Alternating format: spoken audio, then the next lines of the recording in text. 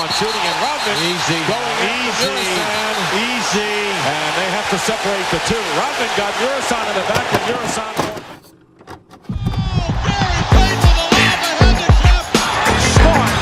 Hey guys, this is Dominique Wilkins. Hey, this is Shawn Kemp. This is Gary Payton. Hey, this is Pau Gasol. NBA fans, what's up? This is Vince Carter here. Hey, what's up? This is Matt Barnes. If you're an old school NBA fan like I am, make sure you check out the Basketball Time Machine with my man Shawn David. Hello and good day to you all. How's it going? Welcome back to the Basketball Time Machine. My name is Shawn David. I hope you're ready for your weekly dose of old school NBA basketball. In today's episode, I want to talk about the small rivalry between Georghe Muresan, the tallest player in NBA history, and Dennis Rodman, and give you a little backstory about Georghe Muresan, show you how he actually made it to the NBA. But before we dive into today's episode, let me ask you guys for a small favor. Please subscribe to the channel, like the video, and click the notifications button so you never miss an episode of the Basketball Time Machine. All right, you guys, let's get right into it.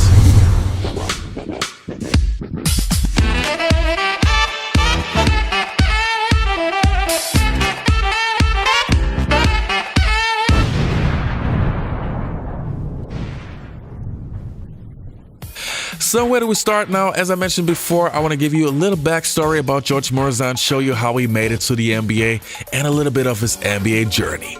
Before 7'7" Georghe Muresan played in the NBA, he played professional basketball in France from 1992 to 1993. He had no plans on playing in the NBA whatsoever, since he simply thought he was not good enough. His biggest weakness at that point was trying to move as quick as possible to get his way back on playing defense. Nevertheless, NBA scouts started to hear about George and visited some games.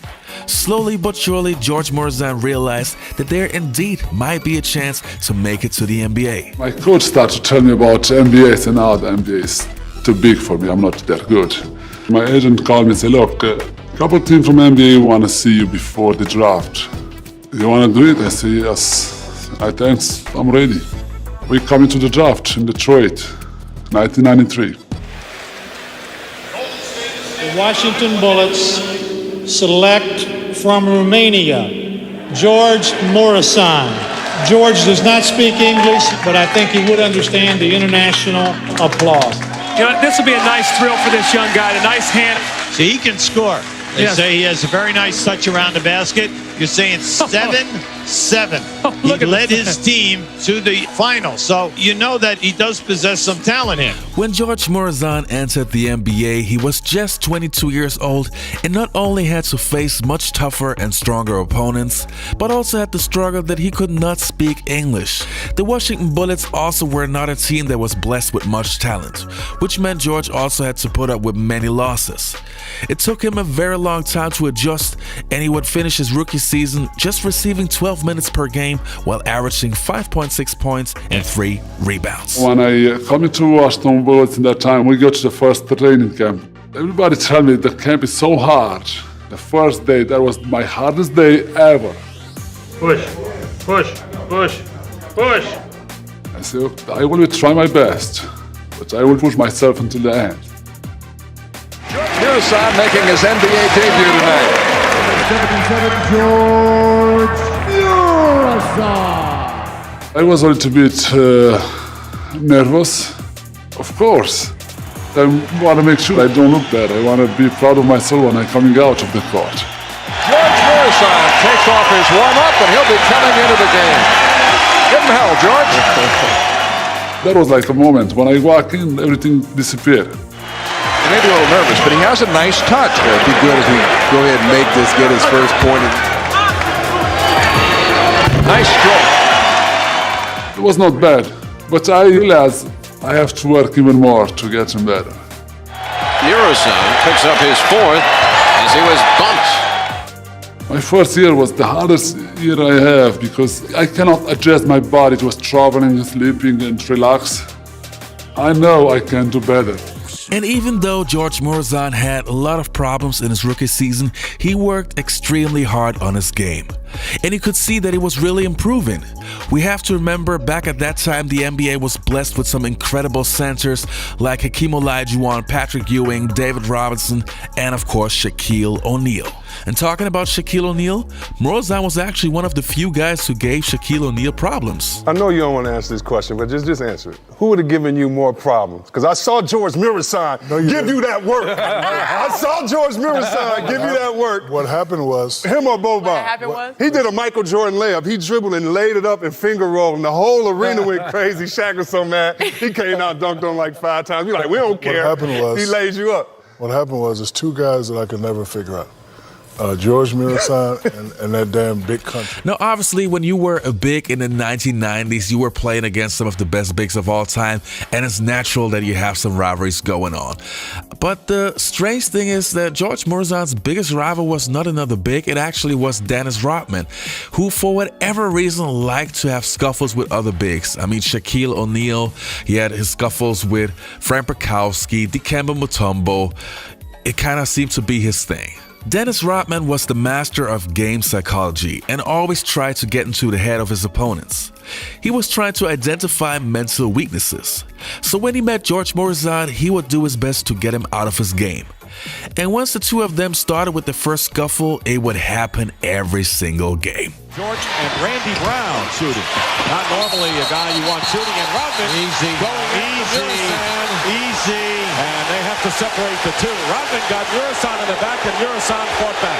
Well, the big thing with Rodman is before the series began, he says what you have to do with Muresan is to smack him around early in the game. And in game 1, he went up and he banged him chest to chest a number of times, and you can see that's what he's doing now, because Muresan is a major threat in this game. At 7'7", he definitely is a major threat. Rodman has picked up 3 technical fouls already in this series. Now just keep an eye on this. Now Georgie's on the inside. Now watch, he's got the ball. Now watch, see, there's a cheap shot. That should be automatic. That's right, Georgie. I give it to you. 4 of the valuable bench people for the Bulls. And Juwan Howard playing a big game of 10 points. And now Muresan and Rodman going at it, and they're going to call a technical foul. Double T on both players. But I tell you what happened. That came off, and when I picked it up, I saw Rodman go right into the face of Muresan. Now just keep an eye right underneath. You can see Rodman pushing the big fella out of there, see?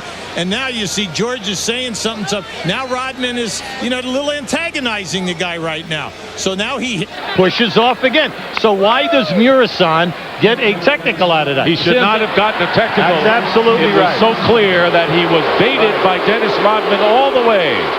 See, they showed it on the overhead, and all of the people, you could see that. And that's a shame, because there was no reason that Muresan gets hit with a tee.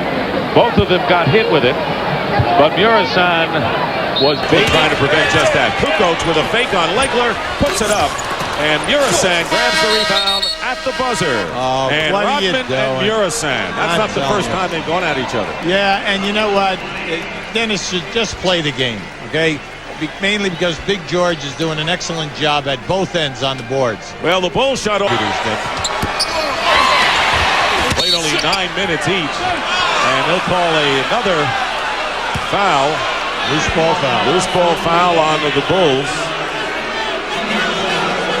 And the Bulls by 4 with 5:43 remaining in the first half. The Bulls led by 4 after 1. Now, Rodman is on Muresan. He knows he can shoot over him. And he knows he can score over him. That's right. At the other end, you just like the fact that Muresan, he'll take the punishment from Rodman because he knows he can shoot up over the top of him. In the first half, the Bulls lead is 2 at 36-34. Muresan with the shot off the glass. And Pippen gets years and saying, I'm taking my shot. As we knew he would. Yes, he would. George defending Strickland, cutting off the baseline. Strickland misses. Murray tries. 6.5 to go. Jordan loses the ball. Regains it. And hits it. Michael Jordan. That's it. That's it for Rodman. Just hit him with a technical foul. Steve Jaffe and just threw him out of the game. When you watch my show on a regular basis, then you know that I'm mainly focused on NBA superstars. But every once in a while, I also try to show you some guys that probably got forgotten over time. And in this video, I not only wanted to show you Dennis Rodman, but also give a little bit of love to Gheorghe Muresan, who definitely was one of the hardest working guys back in the 1990s. Alright, you guys, that was it for today's episode. I hope you enjoyed the content. Don't forget to leave a like, subscribe to the channel, click the notifications button, and also post a comment if you have any suggestions or anything you liked about this video. Alright, you guys, that was it. See you next time on the Basketball Time Machine.